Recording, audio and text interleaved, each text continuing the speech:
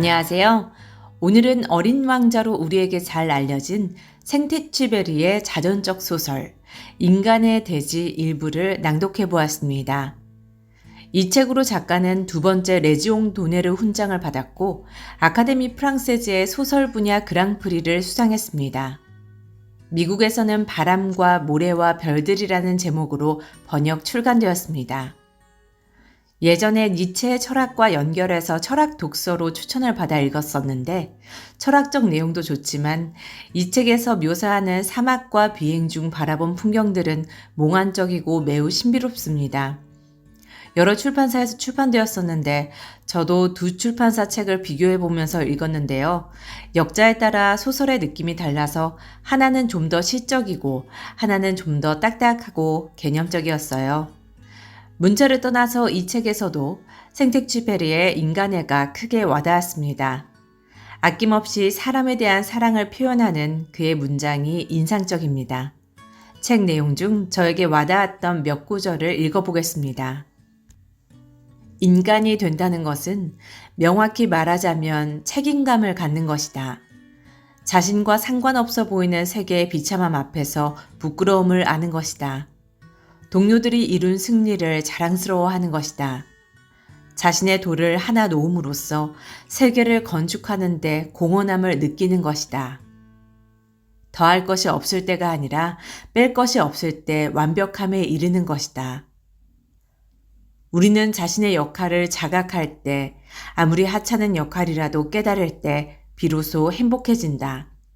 평화롭게 죽음을 맞을 것이다. 삶의 의미를 부여한 것이 죽음에도 의미를 주기 때문이다. 오늘 낭독해드릴 부분은 소설의 초반부입니다. 항로 1926년의 일이다. 나는 라테코에르사의 새내기 전기항공로 조종사로 막 입사한 참이었다. 이 회사는 나중에 에어프랑스사가 된 아에로포스탈사의 전신으로 툴루즈 다카르 간 연락을 담당하고 있었다. 거기서 나는 업무를 익히고 있었다. 나는 동료들처럼 우편기 조종사라는 영예를 얻기에 앞서 새내기 조종사들이 을에 거쳐야 하는 수습 과정을 밟았다. 시험 비행, 툴루즈와 페르피냥 간의 왕복 비행, 얼어붙을 듯한 경납고 바닥에서 익히는 처절한 기상학 공부 등이 모두 그 과정의 일부였다. 우리는 아직 알지도 못했던 스페인의 산들을 두려워하는 한편 선배들에겐 경외감을 품은 채 하루하루를 보냈다. 우리는 그 선배들을 식당에서 만나곤 했는데 무뚝뚝하고 약간은 차갑기도 한 그들은 대단히 거만한 태도로 우리에게 충고를 해주었다. 선배들 중 한 사람이 알리칸테나 카사블랑카에서 돌아와 비에 젖은 가죽 옷차림으로 뒤늦게 우리 일행에 합류할 때 그리하여 우리 새내기들 중 하나가 쭈뼛쭈뼛 그의 비행에 대해 물을 때면 그는 몇 마디 간결한 대답만으로 덫과 함정, 갑자기 솟아오르는 절벽, 삼나무라도 뿌리째 뽑아버릴 듯한 회오리 바람으로 가득 찬 우화 같은 세계의 폭풍 우치는 나를 우리 마음속에 그려주는 것이었다. 검은 용 같은 바람이 골짜기 어귀를 가로막고 장렬하는 번개가 산 꼭대기를 뒤덮는 듯했다. 그 선배들은 우리가 그들을 계속해서 존경하게끔 교묘하게 행동했다. 때때로 그들 중 하나가 돌아오지 않기도 했는데 그러면 그는 영원히 우리의 존경을 받는 사람이 되었다. 그러고 보니 나중에 코르비에르 산맥에서 죽은 뷔리가 돌아왔던 날이 떠오른다. 그 고참 조종사는 우리들 사이에 자리를 잡고는 아무 말 없이 무겁게 식사를 했다. 너무나 힘들었는지 여전히 어깨를 축 늘어뜨리고 있었다. 그날은 하늘이 썩어 문드러진 듯 항공로의 이 끝에서 저 끝까지 비를 뿌리고 조종사에게는 밧줄 끊어진 대포가 옛 범선의 갑판 위를 마구 굴러다니듯 산들이 시커먼 구름 속을 굴러다니는 것처럼 느껴지는 악천후의 저녁이었다.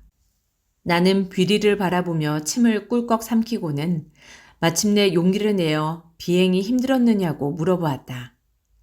양 미간을 찌푸린 채 접시 위로 머리를 숙이고 있던 뷔리는 내 말을 듣지 못한 모양이었다. 덮개 없는 무게형 비행기에서는 날씨가 나쁘면 시야를 확보하기 위해 바람막이 창 밖으로 머리를 내밀어 내다보는데 그러면 바람이 따귀를 치듯 휘몰아쳐 오랫동안 귓가에서 윙윙거린다. 마침내 비리가 고개를 들었다. 그제서야 내 말을 알아들은 모양인지 기억을 더듬는 것 같더니 느닷없이 너털 웃음을 터뜨렸다. 비리는 좀처럼 웃는 법이 없는 사람이었기 때문에 그런 그의 웃음이 놀라웠다. 그 짧은 웃음 덕에 그의 피로가 밝게 느껴졌다. 그는 자신의 승리에 대한 설명이라고는 한마디도 하지 않고 고개를 숙이고는 다시 묵묵히 음식을 씹었다. 하지만 그 어두침침한 식당에서 보잘것없는 하루의 피로를 푸는 그렇고 그런 사원들 가운데 어깨를 축 늘어뜨린 그 동료가 이상하게도 고귀한 존재처럼 여겨졌다. 그의 거친 겉모습 뒤로 용을 정복한 천사와도 같은 모습이 슬쩍 엿보였던 것이다. 드디어 내게도 소장 사무실로 불려가는 저녁이 왔다. 소장은 짤막하게 말했다. 내일 출발하게. 나는 거기에 그대로 선 채 이만 가보라는 말이 떨어지기를 기다렸다. 그런 게 그가 약간의 침묵 끝에 이렇게 덧붙였다. 규정은 잘 알고 있겠지? 그 시절의 엔진은 오늘날의 엔진만큼 안전하지 못했다. 아무런 예고도 없이 접시가 깨지는 듯한 요란한 소음 속에 벼랑간 우리를 내팽개치는 일도 잦았다. 그러면 우리는 대피소도 마땅치 않은 스페인의 바위산을 향해 두 손을 들고 만다. 여기서 엔진이 부서지기라도 하면 젠장, 비행기도 금세 끝장나고 말 거야. 우리는 그렇게 말하곤 했다. 하지만 비행기는 바꾸면 그만이다. 무엇보다 중요한 것은 무턱대고 바위를 들이받지 말아야 한다는 점이다. 그래서 산악지대에서는 구름바다 상공을 비행하는 일이 금지되어 있었다. 이를 위반하는 경우에는 가장 무거운 징계 처분을 받았다. 고장난 비행기로 흰 구름 속에 빠져들었다가는 산꼭대기를 알아보지 못한 채 정면 충돌하고 말 것이다. 그날 저녁 소장의 느릿느릿한 목소리로 다시 한번 복무 규정을 강조한 것도 바로 그 때문이었다. 스페인에서 구름바다 위를 나침반만 가지고 비행한다는 것 참 신나는 일일세. 아주 멋진 일이지. 하지만 그러고는 더욱 천천히 말을 이었다. 하지만 명심하게 구름바다 밑은 바로 저 세상일 테니까. 그러자 갑자기 고요한 세계가 구름 속에서 솟아오를 때 보게 되는 그토록 잔잔하고 단순했던 그 세계가 내게 알지 못할 가치를 지니게 되었다. 그 부드러운 구름이 이젠 함정으로 변하는 것이다. 나는 거대한 하얀 함정이 저기 내 발 아래로 펼쳐지는 모습을 상상해 보았다. 그 아래에는 모두가 생각하듯 북적거리는 사람들이나 혼잡함, 도시의 활기찬 자동차들이 있는 것이 아니었다. 오히려 훨씬 더 절대적인 침묵, 보다 결정적인 평화가 깃들어 있었다. 그 희뿌연 끈적거림이 나에게는 현실과 비현실, 이미 알고 있는 것과 결코 알 수 없는 것의 경계가 되어 주었다. 또한 나는 어떤 풍경이든 그것이 한 문화나 문명, 그리고 직업을 거치지 않고서는 아무런 의미도 지니지 못한다는 점을 이미 알아차리고 있었다. 산골 사람들도 구름바다를 알고는 있다. 하지만 그들은 거기에서 이 동화 같은 장막을 발견하지는 못한다. 사무실에서 나왔을 때 나는 어린아이가 가질 법한 자부심을 느꼈다. 나도 이제 내일 새벽부터는 비행기 승객들과 아프리카로 가는 우편물을 책임지게 된다. 그러면서도 한편으로는 대단히 겸손한 마음도 들었다. 아직 준비가 덜 되었다는 생각이 드는 것이다. 스페인에는 대피소가 많지 않은데 비행기에 위험한 고장이라도 났을 때 나를 받아줄 비상 착륙장을 찾지 못하면 어쩌지 하는 걱정이 들었다. 나는 필요한 정보를 찾지 못한 채 불모의 지도 위로 몸을 숙이고 그 안을 들여다보았다. 나의 가슴은 그렇게 소심한 마음과 자랑스러운 감정으로 뒤얽혔고, 그래서 나는 출정 전야를 동료 기요메와 보내기로 했다. 기요메는 나보다 먼저 그 항공로를 비행해 본 터였다. 그는 스페인으로 가는 열쇠를 넘겨줄 비결을 알고 있었다. 나는 기요메의 비법을 전수받을 필요가 있었다. 그의 방에 들어서자 그가 빙그레 웃으며 말했다. 소식 들었네. 기쁘지? 그는 포트와인과 잔을 가지러 찬장 쪽으로 갔다가 여전히 미소를 띤 얼굴로 내게 돌아왔다. 우선 한잔하지. 두고 보게. 잘 될 테니. 나중에 우편기로 안데스 산맥과 남대서양을 횡단 비행하는 기록을 세우게 될 이 동료는 램프가 불빛을 퍼뜨리듯 자기 주변에 자신감을 퍼뜨렸다. 몇 해 전 그날 밤 그는 셔츠 바람으로 램프 불빛 아래 팔짱을 낀 채 호기로운 미소를 지으며 내게 이렇게 간단히 말했다. 폭풍우나 안개, 눈 때문에 힘들 때도 있을 거야. 그럴 때는 자네보다 먼저 그런 일을 겪은 사람들을 생각하게나. 그리고 이렇게 생각해봐. 남들이 해낸 일은 나도 꼭 할 수 있다. 라고. 그러나 나는 가지고 간 지도를 펼쳐놓고서는 그래도 나랑 같이 항공로를 조금만 더 재검토해보자고 졸랐다. 그렇게 나는 램프 불빛 아래 엎드려 선배의 어깨에 기댄 채 학창시절로 다시 돌아간 듯 평온함을 느꼈다. 그러나 거기서 내가 배웠던 지리 수업은 얼마나 특이했던가. 기요메는 스페인에 대해 가르쳐주지 않았다. 그는 스페인을 내 친구로 만들어 주었다. 그는 수로학에 대해서도 인구나 가축에 대해서도 이야기해 주지 않았다. 그는 귀아디스에 대해서도 말하지 않았고 다만 귀아디스 근처의 어느 밭을 둘러싸고 있는 오렌지 나무 세 그루에 대해서만 말해 주었다. 그것들을 조심하게 자네 지도에다 표시해두고. 그래서 그 후로는 오렌지 나무 세 그루가 시에라 네바다 산맥보다도 더 크게 내 지도에 자리 잡았다. 그는 로르카에 대해서는 말하지 않고 로르카 근처에 있는 소박한 농가에 대해서만 이야기해 주었다. 살아있는 농가에 대해서, 그곳의 농부에 대해서, 그 안주인에 대해서 이야기했다. 그러자 우리에게서 1500km나 떨어진 곳에 있는 이 농부 내외가 이루 헤아릴 수 없이 중요한 존재가 되는 것이었다. 그들은 그 산비탈에 자리를 잡고서 등대지기가 그러하듯 자신들의 별 아래에서 사람들을 구조할 채비를 하고 있는 것 같았다. 그렇게 우리는 이 세상의 어떤 지리학자도 모르는 세세한 것들을 망각 속에서 상상할 수도 없이 먼 거리에서 끄집어냈다. 왜냐하면 지리학자들의 흥미를 끄는 건 대도시에 물을 대주는 에브로 강이지 모트릴 서쪽 풀숲에 숨어 30폭이 남짓한 꽃을 먹여 살리는 실개청 같은 게 아니기 때문이다. 이 개울을 조심하게. 요놈 때문에 착륙장이 제구시를 못하거든. 그것도 지도에 그려두게. 아, 모트릴의 실개천. 그 뱀 같은 녀석을 잊을 수 없을 것이다. 보기에는 아무것도 아닌 것 같다. 가벼운 속삭임으로 개구리나 몇 마리나 흘릴까 말까 할 것처럼 보인다. 그러나 그놈은 오직 한쪽 눈만 감고 잔다. 그 실개천은 비상 착륙장의 낙원 속 풀숲 밑에서 납작 엎드린 채 2000km 떨어져 있는 그곳에서 나를 노리고 있다.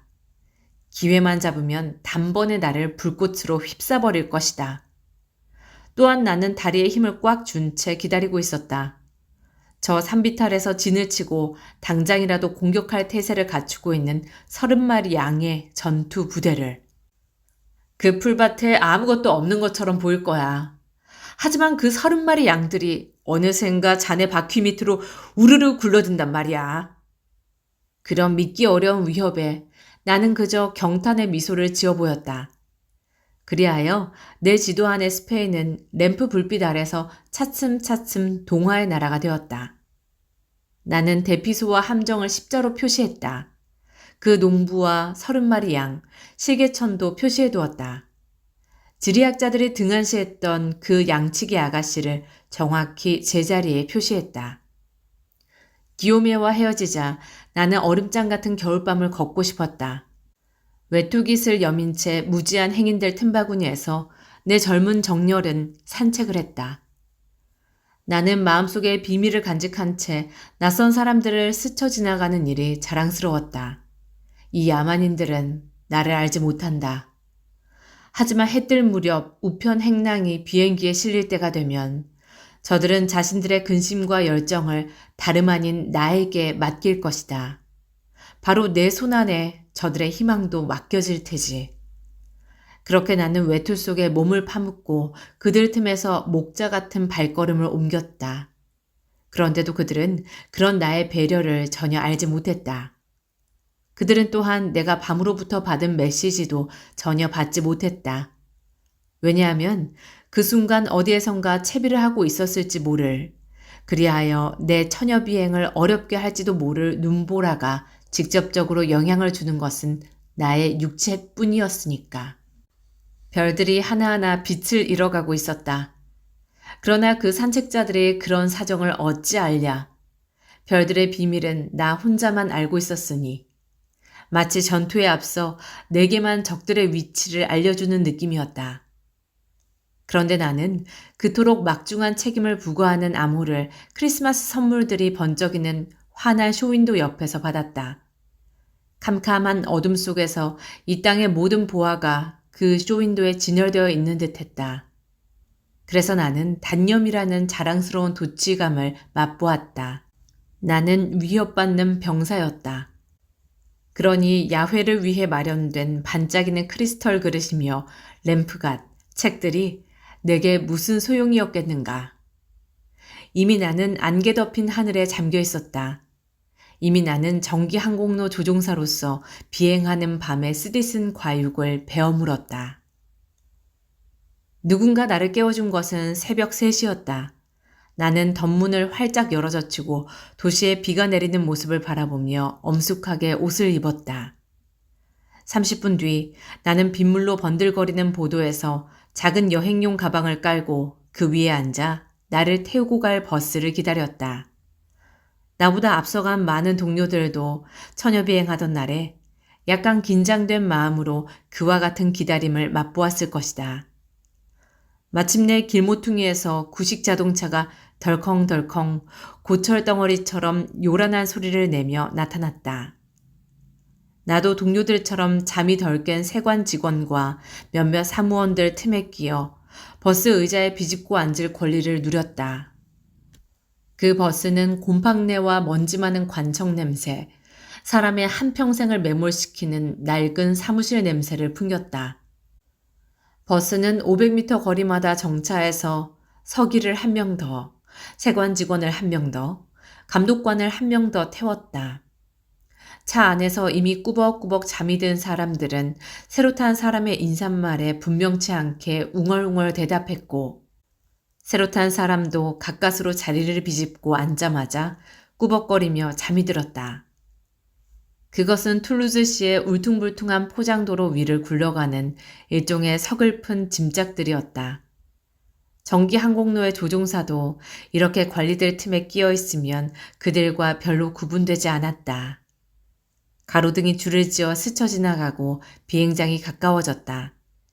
비행장에 도착하고 나면 흔들거리는 이 낡은 버스도 단지 회색 번데기에 지나지 않게 된다. 사람이 변신해서 나오는 회색 번데기. 앞서간 동료들도 누구나 그날 아침까지는 여전히 감독관의 역정을 고스란히 받으며 욕먹기 일수인 부하 직원의 처지였겠지만 자기 마음속에서는 스페인과 아프리카 우편기의 책임자가 탄생하는 것을 느꼈을 것이다. 3시간 후에는 번개 속에서 피레네 산맥에 있는 고지인 오스피탈레트의 용과 대결하고 4시간 후에는 그 용을 정복한 후 바다로 우회할지 아니면 알코의 산맥으로 직진할지를 오로지 혼자만의 온전한 권리로 자유롭게 결정하며 뇌우와 산악지대 그리고 대양에 맞설 한 인간이 탄생하는 것을 느꼈을 것이다. 이처럼 동료들은 누구나가 첫 비행을 하던 날 아침에 음산한 겨울 하늘 아래서 이름 모를 무리들 속에 뒤섞인 채로 자신의 마음속에서 자라나는 지배자의 존재를 느꼈을 것이다. 5시간 후면 북극의 비와 눈을 뒤로하고 겨울을 거부하면서 엔진 회전을 줄여 한여름 알리칸테의 찬란한 태양 속으로 하강해 갈 그 지배자의 성장을. 이제 그 낡은 버스는 없어졌다. 그러나 버스의 딱딱하고 불편한 모습은 내 기억 속에 생생하게 남아있다. 그 버스는 우리의 일이라는 게 힘겨운 기쁨을 맛보기 위해 어떤 준비 과정을 필요로 하는 직업인지 잘 상징하고 있었다. 차 안에서는 모든 것이 철저하게 검소했다. 그러고 보니 3년 뒤 그 차 안에서 조종사 레크리뱅이 죽었다는 사실을 10마디도 채 오가지 않는 사이에 알게 되었던 일이 떠오른다. 레크리뱅은 안개 낀 어느 낮, 혹은 어느 밤 갑자기 영원히 은퇴해버린 정기 항로선 조종사 100여 명 중 하나였다. 그때도 새벽 3시였고 익숙한 침묵이 흐르고 있었다. 어둠 속에서 잘 보이지 않던 소장이 감독관에게 소리 높여 말하는 것이 들렸다. 레크리뱅이 어젯밤 카사블랑카에 착륙하지 않았어. 네? 감독관이 대답했다. 꿈길에서 억지로 끌려 나온 그는 잠을 깨고 성의 있는 반응을 보이려 애쓰며 이렇게 덧붙였다. 아, 그래요? 통과를 못했군요. 되돌아왔습니까? 그 질문에 버스 안쪽에서는 다만 아니, 라는 대답만 들려왔다. 우리는 다음 말을 기다렸다. 하지만 아무 말도 뒤따르지 않았다. 그리고 1초, 2초 시간이 흐름에 따라 그 아니라는 말에는 다른 어떤 말도 이어지지 않으리라는 점, 그 아니라는 말이 확정적이라는 점, 레크리뱅은 카사블랑카에 착륙하지 못했을 뿐 아니라 더는 그 어디에도 착륙하지 못하리라는 점이 분명해졌다. 이리하여 그날 새벽, 처음으로 우편기를 몰게 된 그 새벽에 나는 이 직업의 성스러운 의식을 치르게 되었다. 유리창 너머로 가로등 불빛에 반사되어 반짝이는 포장도로를 바라보면서 왠지 자신감이 엷어지는 것 같았다. 바람에 스쳐 커다란 종려나무 이파리가 흔들리는 모습이 포장도로의 무릉덩이 위로 보였다. 그리고 나는 생각했다. 나의 첫 비행인데 정말이지 재수가 없군. 나는 눈길을 들어 감독관을 바라보았다. 날씨가 좋지 않죠? 감독관은 피로한 시선을 창문 쪽으로 돌리더니 마침내 이렇게 중얼거렸다. 별 문제 없는데 뭘. 그럼 악천후는 대체 어떤 징조로 알아볼 수 있는 것일까 하고 나는 자문했다. 기욤에는 전날 밤 단지 미소를 한번 지어 보이는 것으로 모든 불길한 징조를 지워주었다. 선배들이 우리를 겁주면서 말하던 불길한 징조를 말이다. 하지만 이제 그 불길한 징조가 내 기억 속에서 되살아나는 것이었다. 항공도를 조약돌 하나하나까지 알지 못하는 자가 눈보라를 만난다는 건 딱한 일이지. 그럼 딱 하고 말고. 선배들은 체면을 차릴 필요가 있었다. 그래서 그들은 약간은 거북한 동정이 어린 시선으로 우리를 훑어보며 고개를 끄덕이곤 했다.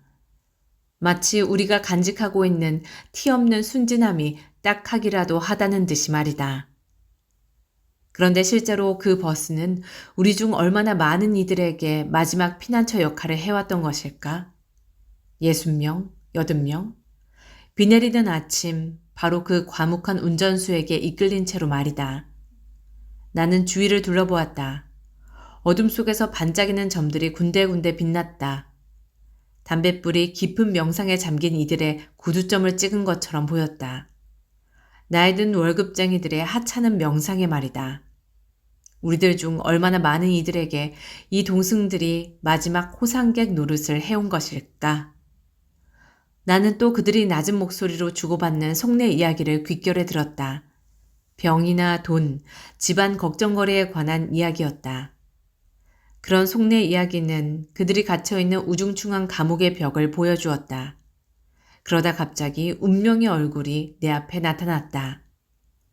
여기 있는 나의 동료 늙은 사무원이여, 누구도 그대를 탈출시켜주지 않았다.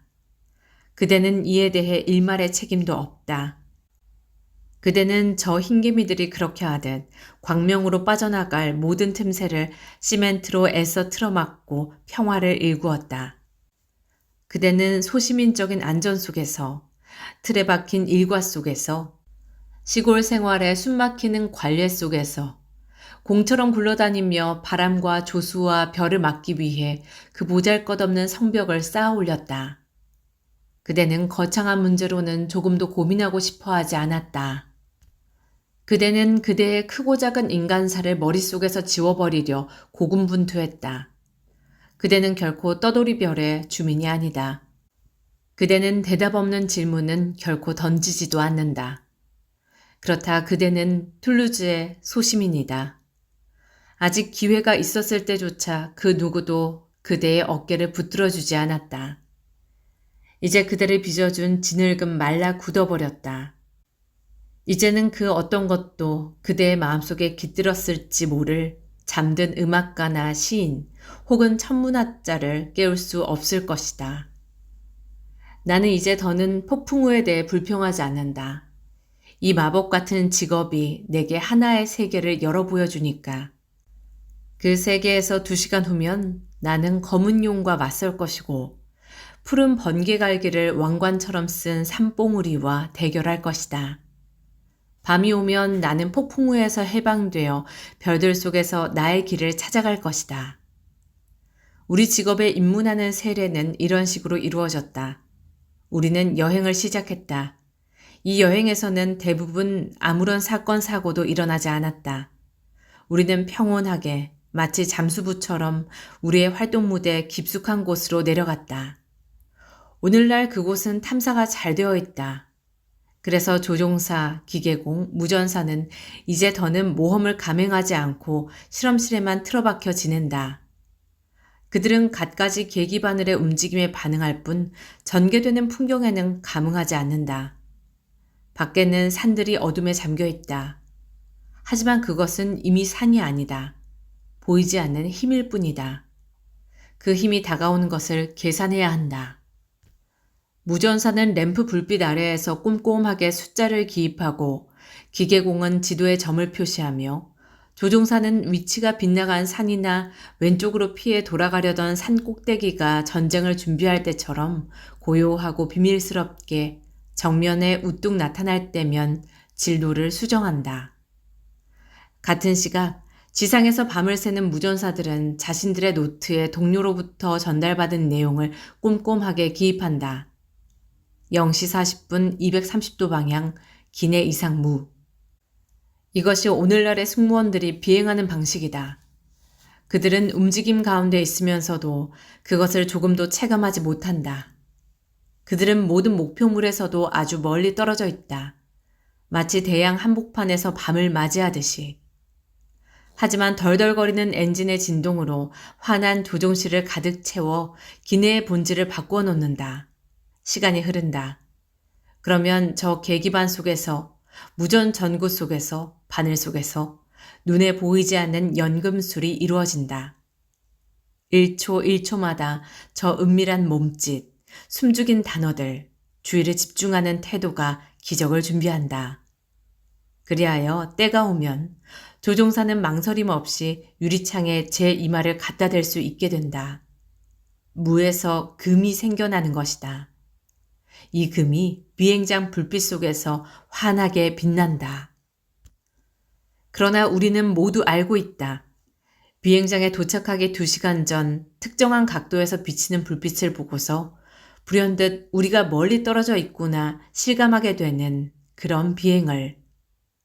설령 인도에 있더라도 느끼지 않을 법한 그런 거리감을 느끼고 거기서 다시는 되돌아갈 엄두도 내지 못하는 그런 비행을.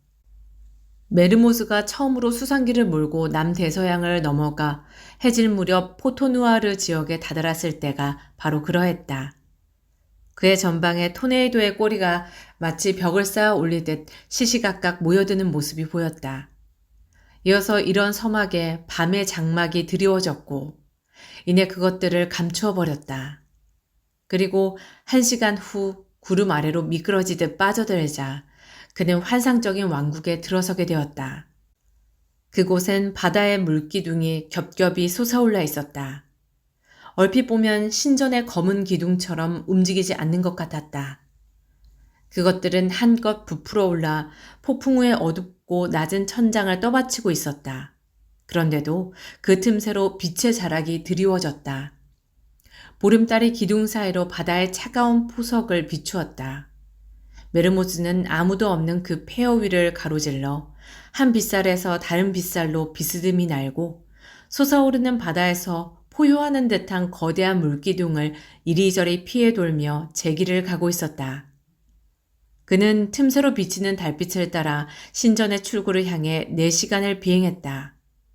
그 광경이 하도 압도적이어서 메르모즈는 포토누아르를 빠져나온 뒤에야 자신이 겁을 먹지 않았다는 점을 깨달았다. 또 기억이 난다. 현실 세계의 경계를 넘나들었던 여러 경험 중 하나가 그날은 사하라 사막의 비행장에서 보내주는 무전 방위 측정에 밤새도록 오류가 발생했다. 그래서 무선사 네리와 나는 완전히 골탕을 먹었다.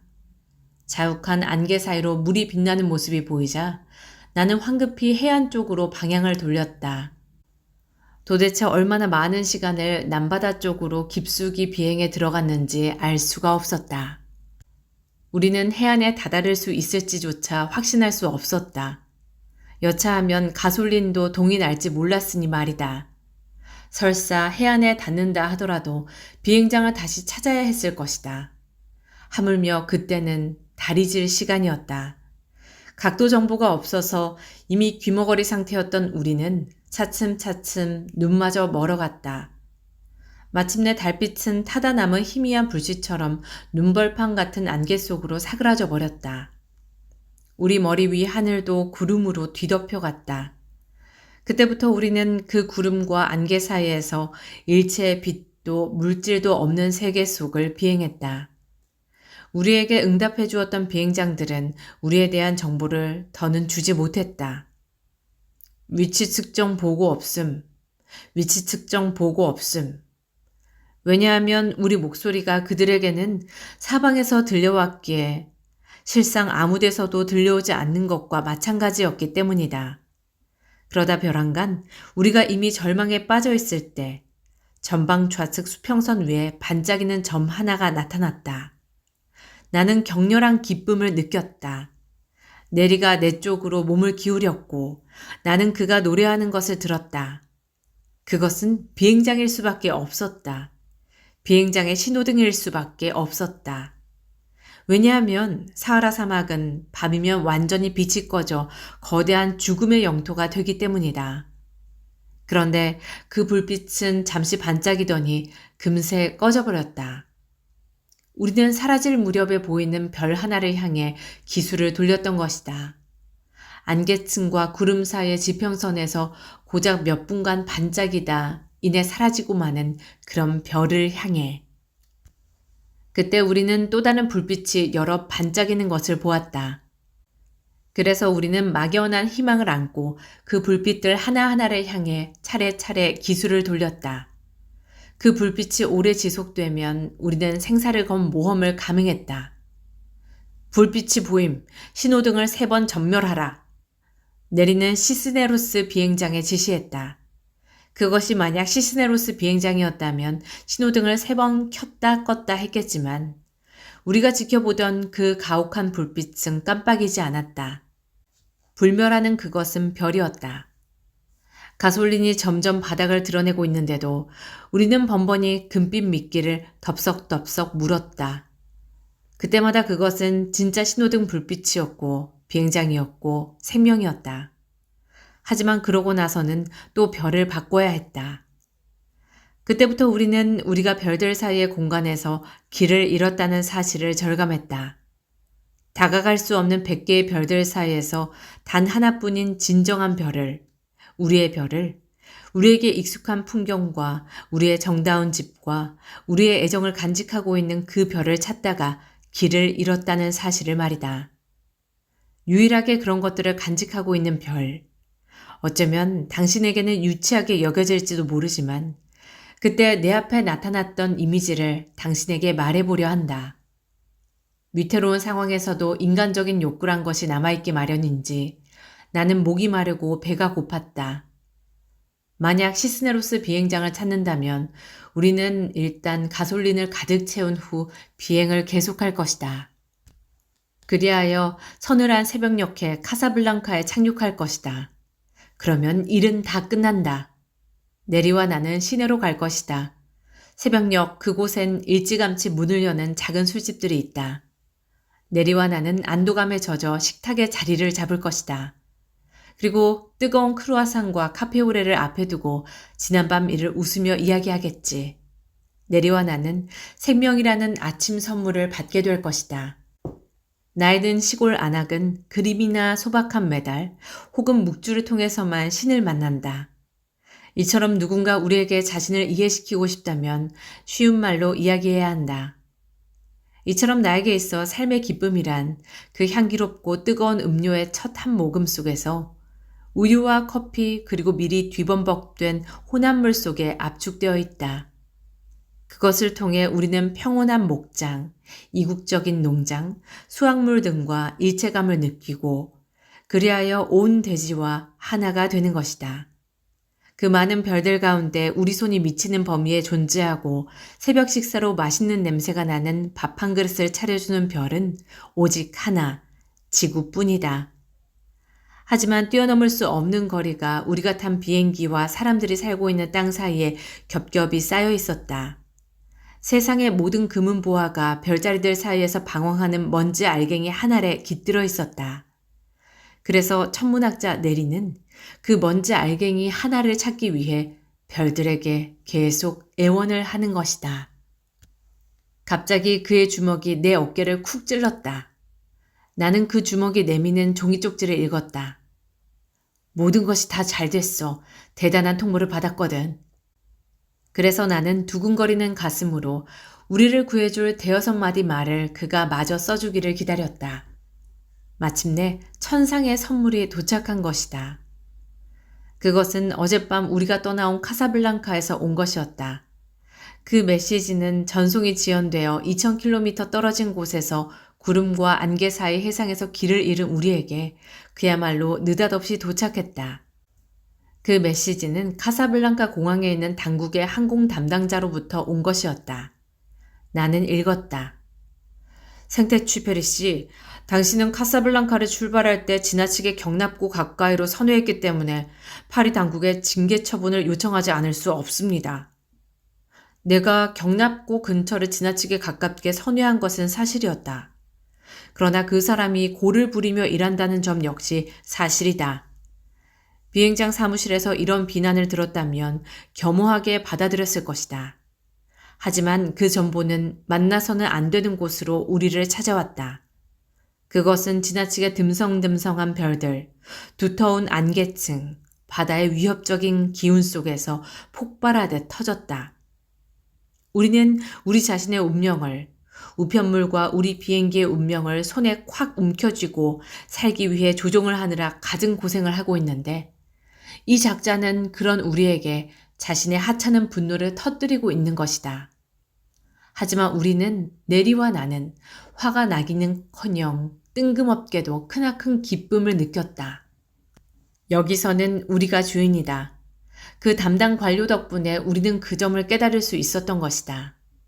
그 하사는 우리 소매를 보고도 우리가 대위로 승진했다는 점을 알지 못했단 말인가. 그는 우리의 명상을 방해했다. 우리가 북두성에서 사수좌로 장엄하게 백걸음을 옮기던 그 순간에 우리가 처한 상황에서 유일한 사건은 오직 달의 배신뿐인 그때에 그 달의 배신으로 우리가 불안해지려 하던 그때의 말이다. 그 작자가 당시 이행했어야 할 절박한 의무는 그가 발딛고 있는 지구 위에서 가진 유일한 의무는 천체 속에서 우리가 어디 있는지를 계산할 수 있도록 정확한 수치를 제공하는 것이었다. 그런데 그 수치들이 틀렸다. 그러니 그 나머지 일에 대해서 지구는 단지 잠자코 있기만 하면 되었다. 그래서 내리는 나에게 이렇게 쪽지를 썼다. 그들 말인데 바보 같은 짓은 집어치우고 우리를 어디로든 데려다주는 편이 좋을 텐데 말이야. 그가 말한 그들이란 지구상의 모든 사람들, 상원과 하원 의원, 해군, 육군, 그리고 황제를 포함하는 말이었다. 그래서 우리는 우리와 상대해보겠다는 이 정신나간 작자의 통보를 다시 읽으며 수성을 향해 기수를 돌렸다. 우리에겐 희한하리만치 운이 따라주었기에 살아남을 수 있었다. 나는 시스네루스로 가겠다는 희망을 접고 곡선을 그려 해안으로 향하면서 가솔린이 동이 날 때까지는 기수를 바꾸지 않겠다고 결심했다. 그렇게 하면 바다에 잠기지 않을 약간의 여지를 남겨둘 수 있었다. 불행히도 나를 눈속이만 신호등 불빛들이 나를 어디로 끌고 간 것인지는 신만이 알고 있었다. 서로 일이 잘 풀린다 해도 우리는 두터운 안개를 뚫고 깊은 밤속으로 침잠에 들어갈 텐데 아무 사고 없이 육지에 착륙하기란 거의 불가능해 보였다. 하지만 나에게는 선택의 여지가 없었다. 상황이 아주 분명했으므로 나는 우울하게 어깨를 한번 으쓱해 보았다. 그때 내리가 통신을 툭 밀어주었다. 그 메시지가 1시간만 일찍 왔더라도 우리를 구할 수 있었을 텐데. 시스네로스가 우리의 위치를 측정하기로 결정. 시스네로스에 따르면 216도. 하지만 분명하지는 않음. 시스네로스는 이제 어둠에 잠겨있지 않았다. 시스네로스가 저기 우리 왼쪽에 손에 잡힐 듯 나타났기 때문이다. 그렇다. 하지만 얼마나 먼 거리에 있는 것일까? 우리는 내리와 나는 짧게 대화를 나누었다. 너무 늦었다는데 의견이 일치했다. 시스네로스 쪽으로 달린다면 해안 쪽으로 가지 못할 위험이 더 커진다. 내리는 이렇게 답했다. 가솔린이 1시간 분량뿐이니 기수를 93도로 유지하자고. 그동안 비행장이 하나둘 깨어났다. 우리의 대화에 아가디르, 카사블랑카, 다카르 비행장의 목소리가 섞여 들어왔다. 각 도시의 무전국들이 공항에 급보를 보냈던 것이다. 공항의 책임자들은 동료들에게 급보를 보냈다. 이렇게 차츰차츰 그들은 환자의 병상 주위로 모여들듯 우리 주위로 모여들었다. 무익한 것이긴 했지만 그럼에도 정열인 것만은 분명했다. 쓸모없는 충고이지만 그 얼마나 다정한 것인가 말이다. 그러다 갑자기 항공로의 시발점인 툴루즈가 나타났다. 4,000km나 멀리 떨어진 그곳이. 툴루즈가 단번에 우리 사이에 자리를 잡았다. 그러더니 다짜고짜 이렇게 말했다. 당신들이 조종하는 비행기는 F기인가? 등록 표지는 잊어버렸다. 그렇소.